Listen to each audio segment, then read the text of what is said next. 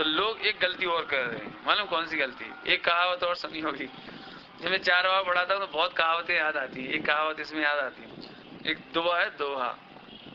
कौन का दोहा है सो बता देना, मुझे मालूम नहीं कौन का है। रस्सी आवत जात के सल पर पड़त निशान है। कौन का है? रहीम का है, कबीर का, रहीम का, कोई का सही है ना किसी का।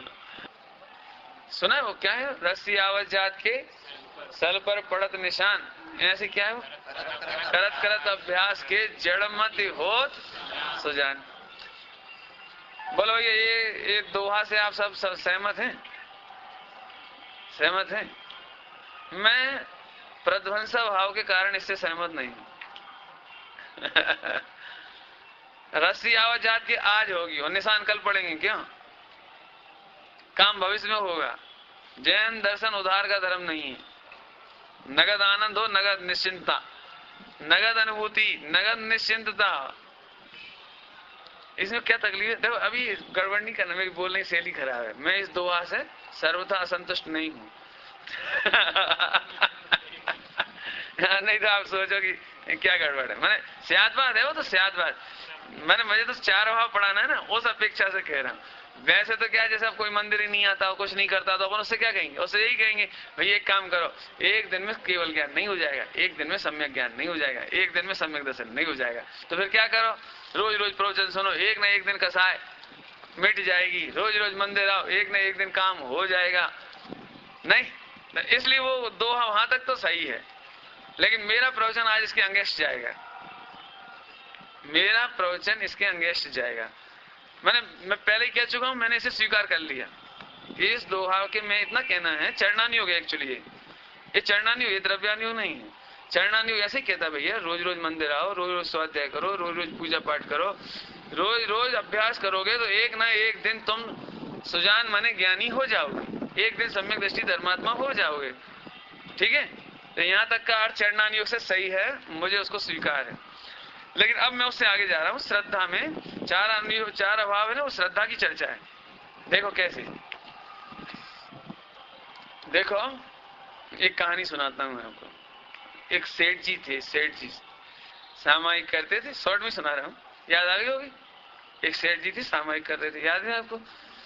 तेल रहेगा दिया में जब तक सामायिक करेंगे। समझ में आ गई सबको कहानी?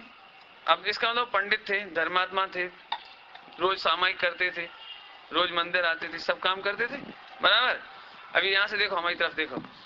तो अब हुआ क्या कि वो मर कर के पानी में मेंढक हो गए। आइए तो एक स्टोरी सुना रहा हूँ आज। बहुत सारी स्टोरी सुना देंगे आपको, खासतौर से इस संस्कार की बात को करने की। मैंने जिनवाणी में संस्कार कहा तो क्यों कहा, और संस्कार का अर्थ क्या लेना, वो समझना है अपने को। तो सभी लोगों को ऐसा लगता है कि देखो हम रोज पूजा करें तो कशी न कशी तो हुई है, बुंदेलखंडी आवाज में, तुम्हारी महाकौशल की आवाज में, हमें नहीं मालूम कैसे बोलते हो गया। मैंने हम रोज पूजा कर रहे हैं तो कुछ ना कुछ तो फायदा होगा, रोज प्रवचन सुन रहे हैं तो कुछ तो फायदा होगा। इस चक्कर में ब्लाइंडली फॉलो करने से सैकड़ों महिलाएं रोज मंदिर प्रवचन सुन करके भी, पूजा करके भी, व्रत उपवास करके भी उस काम को प्राप्त नहीं हो रहे जो सम्यक दर्शन होना चाहिए, क्योंकि उसका एक गलत मीनिंग समझ लिया कि अपन तो आंख बंद करके रस्सी चलाए जाओ। इसके लिए एक दूसरा दृष्टांत दिया है जिनागम में कि जो तत्वाभ्यास आत्मदृष्टि पूर्वक नहीं करेंगे वे ऐसे हैं जैसे रात भर उन्होंने नाव चलाई और खूंटा से रस्सी खोली नहीं। एक पंडित जी थे, पंडित जी, उनको उस पार जाना था और बड़ी सवेरे जाना था, तो 4 बजे 3 बजे रात को ही आके वो नाव में बैठ गए जल्दी से, और वो 3 बजे से चलाते रहे। अब दिन निकल आया 3 घंटे में, तो उन्होंने कहा अब तो पहुंचने ही वाले होंगे हम। तो देखा तो खूंटा तो बंद ही हुआ था, खूंटा तो खोले नहीं था। ऐसी गड़बड़ हो रही अनादिकाल से, हम संस्कार के नाम पर खूंटा नहीं खोल पा रहे। हम क्या कहें, सभी जैन समाज के लोग, माताएं बहनें रोज प्रवचन सुनती हैं, रोज मंदिर जाती हैं, रोज तत्वा सूत बांचती हैं, रोज भक्तामृत बांचती हैं और रोज पूजा पाठ भी करती हैं। सब कुछ करने पर भी सम्यक दर्शन क्यों नहीं होता, वो उसकी गलत फहमी प्रध्वंस भाव से दूर करना है अपने को। देखो भैया, यदि संस्कार से काम हो तो मेरा ऑब्जेक्शन, ऑब्जेक्शन। बताओ, सेठ जी बहुत धर्मात्मा थे और मर करके मेंढक बने, तो मेंढक की पर्याय में उनका क्षोभसम कम हुआ मनुष्य की अपेक्षा में कि ज्यादा हुआ? मनुष्य पर्याय की अपेक्षा उनका क्षोभसम कम हुआ कि ज्यादा हुआ? कम हो गया। तो अब हमारा कहना है कि वो संस्कार का क्या हुआ? असल संस्कार का क्या हुआ?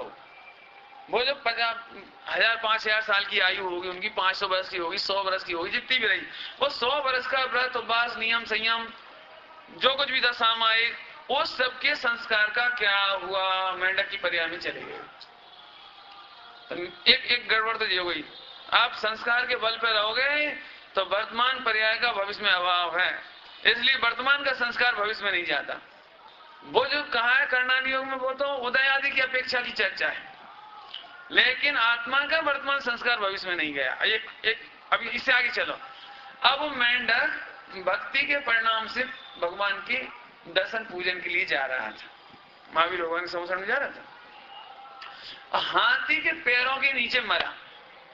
हाथी के पैर के नीचे, मालूम है सबको स्टोरी। 1 सेकंड भी नहीं लगा। 1 सेकंड में तो असंख्या समय होते हैं, उसने तो एक समय में बिना मोड़े वाली हुई ना, ऊपर स्वर्ग गया, तो एक समय में स्वर्ग पहुंचा हुआ, एक समय में। और वहां से वो पूरा ड्रेसअप होकर के, ड्रेसअप तो मतलब समझ गए, और वो भगवान के समोसरण में आ गया। अभी जरा ध्यान से सुनना, मेंढक की पर्याय में 2 ज्ञान थे, मति ज्ञान श्रुति ज्ञान, बराबर।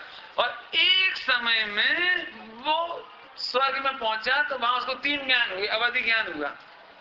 अब मेरा एक प्रश्न है कि ये कौन से संस्कार के बल पर वो तीसरा अवधि ज्ञान प्रकट हुआ? ये उसका क्षोभसम ज्ञान बड़ा, मेंढक से स्वर्ग में जाकर क्षोभसम ज्ञान बढ़ गया, अवधि ज्ञान हो गया। ये कौन से संस्कार से हुआ? गुरु के संस्कार से हुआ, कॉलेज के संस्कार से हुआ, बीच में कहीं ट्रेनिंग सेंटर पड़ता हो? नहीं, जहां वो रिचार्ज हो जाता हो कहीं ना कहीं। मनुष्य पर्याय से गया वो मेंढक में, मेंढक से गया स्वर्ग में, तो मेंढक और स्वर्ग के बीच में क्या हुआ मुझे ये बताओ बस। अब बोलो, हम सोच रहे हैं संस्कार से काम होगा, संस्कार ले जाएंगे, संस्कार ले जाएंगे, संस्कार ले जाएंगे, तो हम तो इससे प्रध्वंस भाव मानते हैं। वर्तमान पर्याय का भविष्य की पर्याय में अभाव है। आज वर्तमान में क्रोध अवस्था में है, भविष्य में सम्यक ले सकता है, अकसाई हो सकता है, चारित्र बंद हो सकता है। वर्तमान का मारीची, भविष्य का महावीर। कई बार आपको ऐसा डिप्रेशन सा हो जाता है, वो तो बहुत दिन हो गए समझते समझते, मैं नहीं समझ पाऊंगा, मैं नहीं सुधर पाऊंगा, लगता है मेरे भाग में अभव्यता है, शायद मेरा कल्याण नहीं होना है, शायद मैं नहीं सुधरूंगा। ऐसा हर एक को बहुत दिन हो जाए ना तो ऐसा लगने लगता है शायद हम नहीं सुधरेंगे। तो प्रध्वंस भाव कहता है सुनो, वर्तमान का भविष्य में अभाव है। आज भी नहीं समझे तो भविष्य में समझोगे। आप धीरज मत छोड़ो। एक बात समझ में आ गई आपको? अब एक प्रश्न और, अत्यंत भाव पढ़ा चुके हैं आपको। जैसे बाप, जैसे हमारे बुंदेलखंडी में कहते जैसे मताई बाप वैसी औलाद। लेकिन ये बात भी झूठ है ये बात भी झूठ है। माँ बाप का संस्कार बेटे में नहीं आता। अब ये आज बहुत लंबी थोड़ी चर्चा हो गई आज इसी में समय निकलेगा। आज माँ बाप के संस्कार बेटे में नहीं आता, लेकिन लोग व्यवहार में चरणानियों की शैली में अपन ऐसा कहते हैं, प्रथमानियों की शैली में, चरणानियों की शैली में कहते हैं यथा राजा तथा प्रजा कहते हैं। लेकिन अब मैं एक प्रश्न, मेरा ऑब्जेक्शन अभाव की तरफ से, अत्यंत अभाव की तरफ से ऑब्जेक्शन। सुनो, रावण की संतान मोक्ष गई कि नहीं गई? तो फिर जैसे रावण बोलो, फिर उसकी संतान वैसी निकली बोलो। अरे जैसे दादा दादी वैसे ही नाती पोते, तो आदिनाथ भगवान तो मोक्ष में गए, मारीची का क्या होगा? वही समझ में आ रहा कुछ? माने ये बिल्कुल स्थूल व्यवहार का कथन है कि जैसे माँ बाप होंगे वैसी संतान होगी। हमने अभी बहुत देखते हैं, माँ बाप बहुत धर्मात्मा और बेटा शराब पी रहा है। माँ बाप मोक्ष मंडल में, जैन समाज में पूजन पाठ करें, धर्मात्मा मुनिराजों को आहार दान दें, और बेटा ढाबा में खाए। नहीं हो जाता ऐसा? मतलब छिंदवाड़ा में ऐसा नहीं होता, लेकिन कई जगह मैंने देखा है बहुत, माँ बाप धर्मात्मा और बेटा कहो इधर उधर घूम रहे, अच्छा इधर उल्टा कर दो। अब इसका उल्टा भी हो सकता है, मैंने ऐसे लोग भी देखे, माँ बाप नंबर 1 के शराबी कबाबी, और बच्चा रोज देख देख कर घृणा करता है, नफरत करता है, तो उसने जिंदगी में शराब नहीं छुई। अब संस्कार का क्या असर हुआ? अत्यंत भाव, अत्यंत भाव, देखो अत्यंत भाव है। इसलिए जो लोग ये सोचते हैं कि संस्कार का असर आता है, तो अत्यंत भाव और प्रागभाव प्रध्वंसा भाव कहता है कि संस्कार नाम की कोई चीज नहीं है। अब लेकिन आज मैं जानता हूं यदि मैं इतने भी प्रवचन छोड़ दूं तो सब लोगों को ऑब्जेक्शन होगा कि साहब हम तो सुननी है कि वो अभिमन्यु, कौन अभिमन्यु थे ना, अभिमन्यु चक्रव्यूह भेदने की कला कहां सीखी थी उसने? गर्भ में सीखी थी। तो हम तो रोजाना यही उपदेश देते हैं कि देखो, मैं फिर कह रहा हूं, चरणानियों की अपेक्षा से वो कथन शैली ठीक है, प्रथमानियों की तरफ से वो शैली ठीक है, लेकिन न्याय शास्त्र की भाषा में संस्कार नाम की, और देखो दृष्टांत, अंजन चोर को पूरी जिंदगी काय के संस्कार थे? अंजन चोर ललितांग नाम का राजकुमार था, राजा का पुत्र था, और बहुत इंटेलिजेंट था, और उसे सारी कलाएं सीखी थी, कला 72 पुरुष की सारी सीख ली। तब उसके दोस्तों ने कही तुमने एक कला नहीं सीखी। बोले कौन सी? चोरी करने की। तो उसने कहा ऐसे कैसे नहीं सीखी, हम सीख के बता देंगे, मूझ का तो सवाल है। उसने वो कला सीखी, राजकुमार था, ललितांग नाम का राजकुमार, और आखिरकार माँ बाप ने बहुत समझाया, बेटा अपने घर में कोई कमी नहीं है, राज खजाने में इतना मजा सब है, तुम कोई चोरी नहीं करो। लेकिन नहीं पापा, इट इज आर्ट ये मेरी स्किल है, स्किल, और मैं इसकी चतुराई दिखा के रहूंगा। और आखिरकार वो चोरी चपाटी करने लगा, तो बाप ने गुस्से में आके उसे निकाल दिया अपने राज्य से बाहर। कोई बात नहीं, निकाल दो। तो वो दूसरी जगह जाके चोरी करने लगा। तो अंजन चोर, समझ में आए हो अंजन चोर क्यों नाम पड़ गया? तो आंखों में एक अंजन लगाता था तो फिर वो अदृश्य हो जाता था, बस इसलिए नाम पड़ गया अंजन चोर। अब वो चोरी करता रहा। अब सुनो, अब सप्त व्यसन करने लगा, वो सप्त व्यसन करने लगा। अब मेरा एक प्रश्न है फिर से, तो फिर पूरी जिंदगी संस्कार काहे के थे? सचिन काहे के संस्कार थे? सप्त व्यसन के थे ना, पाप के थे ना, तो फिर मुनि दशा कैसे आ गई? तो वर्तमान परिणाम का भविष्य की पर्याय में अभाव है, इसलिए कोई परिणाम संस्कार नहीं छोड़ता। कोई पर्याय अगली पर्याय में संस्कार नहीं ट्रांसफर कर दी। पूरी बात समझना भैया, अभी गड़बड़ नहीं करना। मुझे मालूम है आप लोग क्या क्या सोच रहे होगे, मैं वो सब बातें बताने वाला हूं अभी। तो संस्कार, फिर पंडित जी एक बार बताओ, फिर हमें अपने बच्चों को संस्कार दें कि नहीं? पाठशाला में भेजें कि नहीं भेजें? कि सुनो, चरणानियों प्रथमानियों की शैली में तो आप पाठशाला भेजो, बुद्धिपूर्वक संस्कार डालो, बुद्धिपूर्वक उनकी मर्यादा सिखाओ, लेकिन तुम अंतर में ये विश्वास रखो कि एक द्रव्य दूसरे द्रव्य को संस्कार दे सकता नहीं। इससे क्या फायदा होगा? इससे ये फायदा होगा कि आदिनाथ और भरत चक्रवर्ती भी मोक्ष गए हो और आदिनाथ भी मोक्ष में गई। इतना होने पर भी मारीची को नहीं समझा सके। तो मारीची को नहीं समझा पाए तो सुनो, आपका लड़का नहीं सुधरे तो क्या करोगे भैया? बहुत टेंशन। लेकिन भरत चक्रवर्ती ने टेंशन नहीं करी कि तेरी परिणति तेरे अधीन स्वतंत्र है, और एकदम टेंशन नहीं करके केवल ज्ञान लेके मोक्ष चली गए।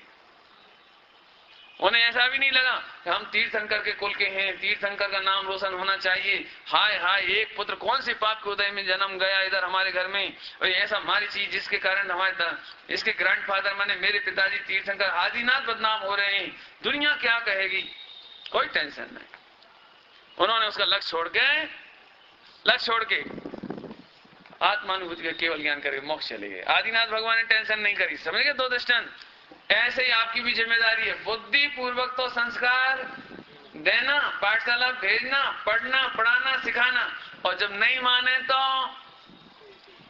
नहीं माने, अब करोगे क्या आप? तो कितने ही माता पिता तो पूरी जिंदगी टेंशन कर करके निकाल देते हैं। लेकिन मैं यहाँ ये सिखाना चाहता हूँ, एक द्रव्य दूसरे द्रव्य में कुछ नहीं कर सकता, संस्कार नहीं ट्रांसफर कर सकता। तो आदिनाथ भगवान ने दृष्टांत दे दिया, और मारीची का दे दिया, अंजन चोर का दे दिया, ठीक है।